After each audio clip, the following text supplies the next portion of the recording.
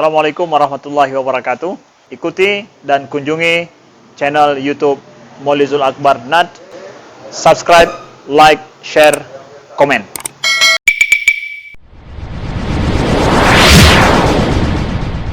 At-targhib fi rak'atain ba'da al-wudu. Dianjurkan setelah selesai berwudu untuk melakukan salat sunnah wudu 2 rakaat.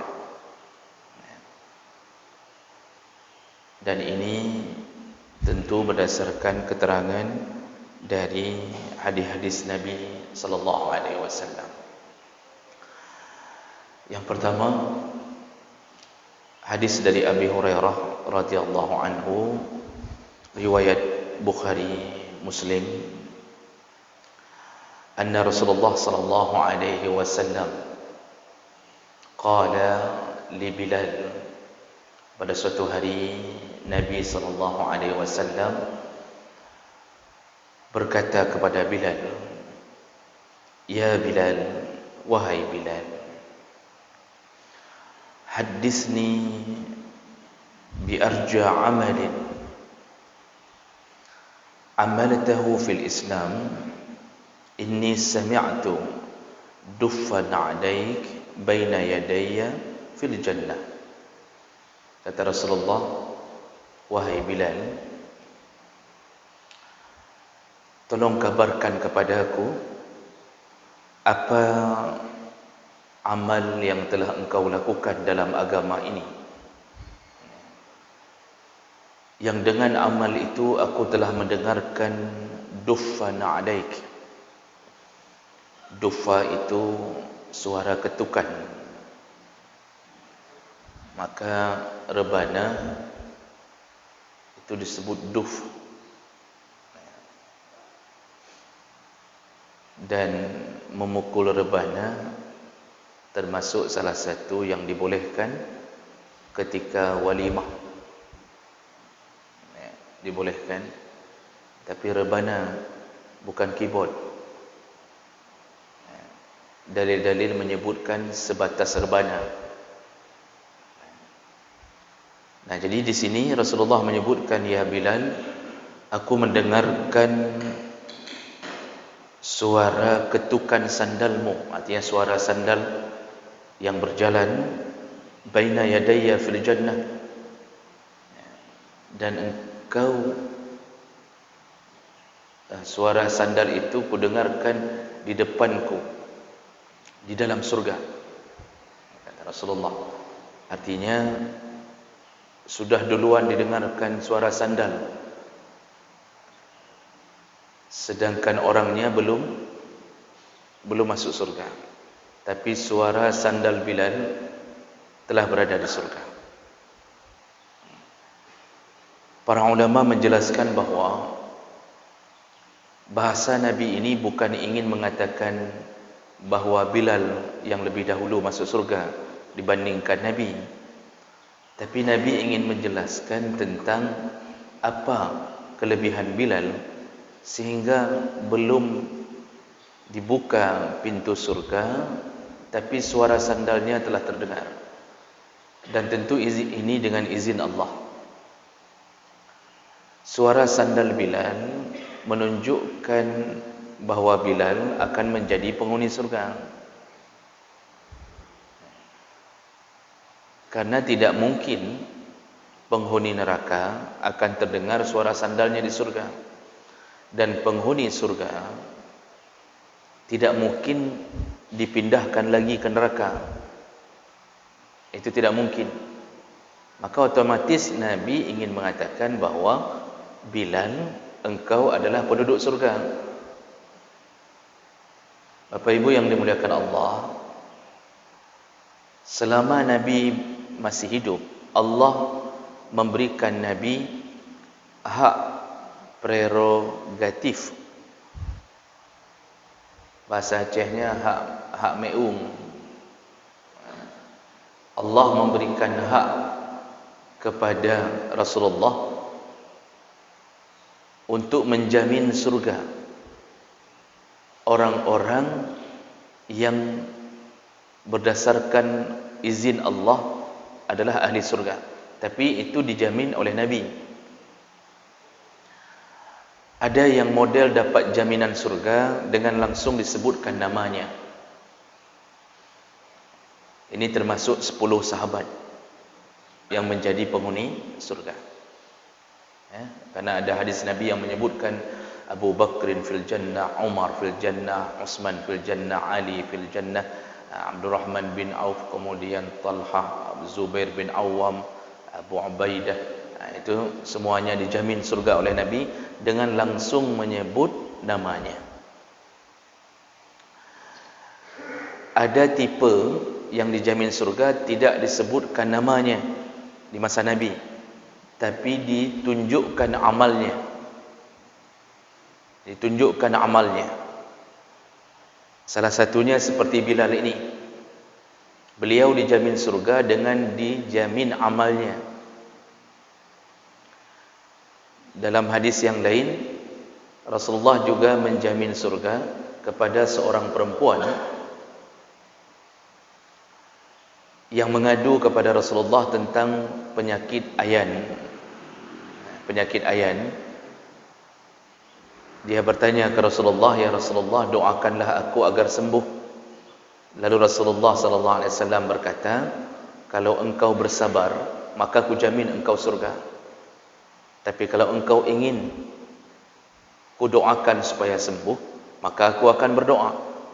Tapi kalau engkau memilih bersabar, ku jamin engkau surga," kata Rasulullah. Pilihannya dua, mau sabar di atas penyakit atau didoakan oleh Rasulullah sehingga sembuh di dunia. Ternyata perempuan ini begitu mendengarkan ada jaminan surga kalau bersabar, maka dia memilih untuk bersabar. Lalu dia mengatakan ke Rasulullah,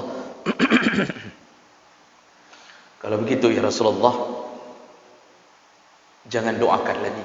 Dia mengatakan, baik jadeh doa. Tidak usah doakan lagi. Aku akan bersabar di atas penyakit ini. Lalu ketika dia mau pergi, ternyata dia mengatakan lagi ke Rasulullah, "Tapi ya Rasulullah, tolong doakan aku sedikit lagi ya Rasulullah." Rupanya ujungnya minta doa juga. Pintar perempuan ini. Apa yang dia minta? Tolong minta kalau aku sedang kambuh, karena penyakit ayan itu kalau kambuh menggelepar-gelepar. Tolong minta kepada Allah, kalau aku sedang kambuh, tolong jangan biarkan auratku tersingkap. Jangan biarkan auratku terbuka. Baik, kata Rasulullah. Didoakan oleh Rasulullah. Semenjak itu perempuan ini tidak pernah sembuh dari penyakitnya, namun auratnya tidak pernah terbuka, dan dia termasuk orang yang dijamin surga. Jadi ada tipe kedua, Rasulullah merekomendasi orang tertentu langsung dengan amalnya. Hari ini kita dua-duanya tidak dapat. Nama kita tidak disebutkan, kita tidak ditunjuk sebagai orang yang melakukan amal tertentu. Satu-satunya harapan kita masuk surga adalah janji Allah dan Nabi tentang amalan. Tadi kan Nabi menunjuk amal tertentu pada orang tertentu. Kita dua-duanya tidak ada harapan itu.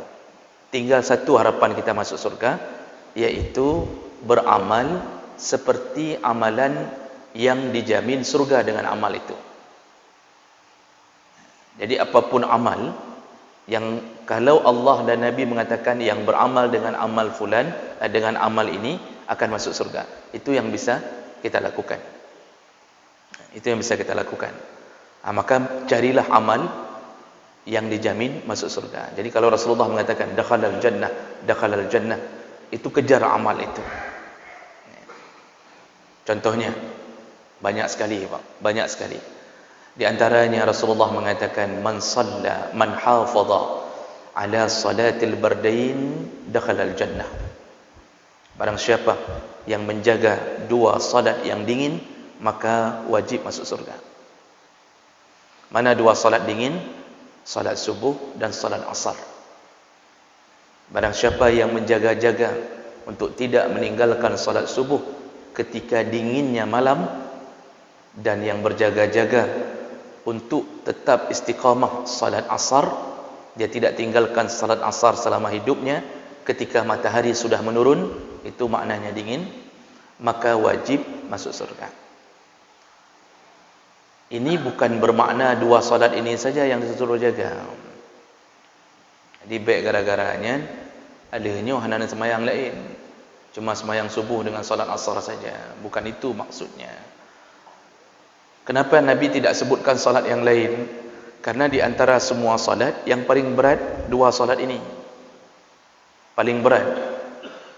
Karena kita menghadapi tantangannya lebih tinggi. Salat subuh paling berat karena kita diikat oleh syaitan 3 ikatan. Ketika mau tidur, syaitan mengikat kita salasata uqad. 3 ikatan kata Rasulullah, 3 kali ikat. Bayangkan perjuangan syaitan 3 kali ikat. Ikatan pertama baru lepas ketika bangun, lalu kita berzikir ke Allah. Apakah kalimat-kalimat takbir, tahmid atau tahlil atau doa. Alhamdulillahilladzi ahyana ba'dama amatana wa ilaihin nusyur. Lepas satu ikatan. Selesaikah? Belum. Banyak orang yang setelah mengucap itu tertidur lagi. Itu ditarik lagi sama syaitan. Untuk melepaskan yang kedua, berwuduk. Kata Rasulullah dalam hadis, berwuduk. Itu baru lepas ikatan kedua. Maka orang sudah berwuduk, itu mulai agak segar. Tapi belum seluruhnya lepas.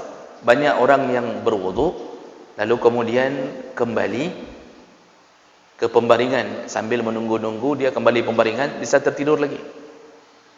Kapan melepaskan ikatan ketiga? Ketika melakukan takbiratul ihram, iaitu langsung salat. Nah, salah satu salatnya iaitu salat sunnah wuduk. Ketika takbiratul ihram, syaitan tidak mampu lagi menghadang kita. Makanya orang yang pulang salat subuh, kata Rasulullah sambungan hadis itu, dia akan terasa segar, ceria, walaupun tadi mengantuk sekali, seakan-akan tidak mungkin. Tapi begitu pulang salat subuh, berubah jadi cerah. Walaupun ketika sedang pengajian agak ngantuk-ngantuk sedikit, itu tidak mengapa. Yang mau sambung ngantuk-ngantuk tidak mengapa. Nanti lihat waktu pulang, Masya Allah, cerianya minta ampun. Haji kamenan. Jadi jemaah melakukan Allah Subhanahu Wa Taala, perjuangan berat sekali. Salat asar perjuangan berat. Kenapa? Orang disibukkan antara memilih menghabiskan dunianya atau dia sambung dunianya. Banyak orang tak mau salat asar dulu, mengatakan bacut dia sedikit lagi, ini di kantor sedikit lagi. Banyak yang tidak turun untuk salat asar, banyak yang tidak berhenti untuk salat asar. Maka orang yang menjaga dua amal ini wajib surga, kata Rasulullah. Seorang isteri yang taat pada suaminya, menjadi isteri salihah, maka dia boleh memilih surga yang mana yang dia sukai. Itu kata Rasulullah sallallahu alaihi wasallam. Jadi perkara-perkara begini yang harapan kita. Nah, Bilal mendapatkan salah satu ini. Jadi Rasulullah bertanya, amal apa yang engkau lakukan sehingga aku mendengarkan suara sandalmu berada di dalam surga? Apa jawab Bilal? Ma amiltu amalan arja andi min anni lam atatahhar tahuran fi sa'atin min lailin aw naharin illa sallaitu bizalika at-tahur ma kutiba li an usalli. Bilal menjawab, ya Rasulullah, aku selama ini ketika aku melakukan ketika aku kehilangan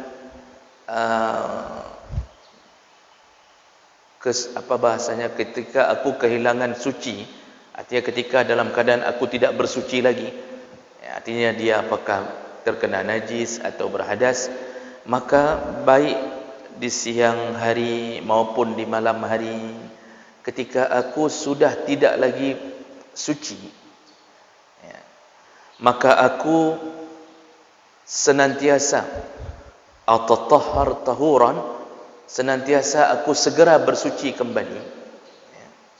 Dan kemudian sallaitu bizalika tahur, ketika aku bersuci kembali dan aku senantiasa salat sunnah dengan tahur itu, dengan wuduk itu, kata Bilal. Jadi rupanya amal Bilal, pertama, beliau selalu berwuduk di saat kehilangan suci itu. Jadi senantiasa beliau menjaga-jaga itu. Habis salat wuduk, ketika mau salat wuduk, ketika berhadas atau terkena najis, Bilal tidak membiarkan menunggu salat berikutnya, tapi langsung dia berwuduk kembali. Dia jaga tubuhnya selalu dalam keadaan wuduk. Itu salah satu sunnah yang dilakukan oleh Bilal. Dan tentunya dia melakukan itu dengan pengetahuannya bahwa dia tidak melawan syariat dari Nabi SAW. Dan amalan kedua, setiap kali selesai berwuduk, dia melakukan salat 2 rakaat. Dia melakukan salat 2 rakaat. Dan 2 rakaat itu tentunya bukan ciptaan Bilal. Kenapa Bilal melakukan salat 2 rakaat? Tentunya dia sudah tahu bahwa ada salat setelah wuduk. Jadi jangan mengira bahwa ini salat ciptaan Bilal. Tidak. Dia salat dengan pengetahuan ada salat setelah berwuduk. Namun dia termasuk sahabat yang menjaga-jaga itu. Ini yang membuat Bilal ternyata terjamin masuk surga. Apakah ini hanya berlaku untuk Bilal? Tidak, jawab Allah. Al-ibrah bi'umumil lafaz la bi khususis sabab. Sebuah kejadian atau ibrah itu berlaku untuk umum, walaupun terjadi pada sesuatu yang khusus. Kejadiannya pada Bilal, tapi bisa berlaku untuk kita semua. Tentunya jangan ada amal lain yang menjadi penghalang masuk surga. Jangan ada amal lain yang menjadi penghalang masuk surga. Karena kadang-kadang kita jaga ini, tapi ada amal lain yang menjadi penghalang. Ini penghalang ini yang menyebabkan kita transit lebih dahulu di neraka. Apa contohnya, Pak? Banyak sekali juga hadis-hadis yang menjadi penghalang untuk masuk surga. Di antaranya Rasulullah mengatakan la yadkhulul jannah, tidak boleh masuk surga an-namam, iaitu para pengadu domba. Haram masuk surga provokator, haram. Dalam hadis lain, la yadkhulul jannah qati', tidak boleh masuk surga pemutus silaturahim. Dalam hadis yang lain, ayyuma imra'atin sa'alat talaqan, setiap isteri yang berani meminta cerai dari suaminya min ghairi ba'sin, tanpa sebab syar'i, fa haramun 'alaihal jannah, haram masuk surga. Isteri yang berani minta cerai dari suaminya tanpa sebab syar'i. Apa sebab syar'i yang boleh minta cerai? Kalau suami tidak lagi melakukan kewajibannya, tidak lagi mau mencari nafkah, padahal dia sehat. Suami tidak mau lagi taat ke Allah, tidak salat, atau bermaksiat, main judi, atau berzina. Atau suami punya penyakit yang berbahaya bagi keluarga, atau tidak mampu lagi menafkahi batin. Atau suami tukang pukul. Makanya ibu-ibu jangan kawin sama petinju. Jadi cuma pukul-pukul istri. Kalau sudah masuk kriteria ini, itu boleh gugat cerai. Itu tidak berdosa. Tapi kalau suami baik-baik saja, walaupun rezeki sedikit, lalu kita berani minta cerai, haram surga. Walaupun kita jaga salat sunnah wuduk ini, tapi ada penghalang, maka penghalang itu kita menyebabkan duluan di neraka, baru boleh masuk surga. Perempuan yang seksi, berpakaian tapi telanjang, haram. Jangankan masuk surga, mencium bau surga pun haram. Mencium bau surga haram. Laki-laki dayus yang tidak ada lagi rasa cemburu kepada keluarganya, dia biarkan istrinya dalam maksiat, dia biarkan istrinya berpakaian ketat, maka haram masuk surga. Ini contoh, banyak sekali Pak, contoh-contoh jaminan Nabi tentang orang-orang yang diharamkan masuk surga. Ini penghalang. Jadi kenapa Bilal bisa langsung dapat? Karena Bilal tidak ada penghalangnya. Bilal tidak ada penghalang. Sekaligus yang memudahkan dia masuk surga, dia selalu menjaga salat sunnah 2 rakaat setelah wudu. Nah, ini di antara banyak amal Bilal. Ternyata Rasulullah mengungkit amal itu. Maka tadi saya katakan bahawa jangan remehkan amalan-amalan sederhana.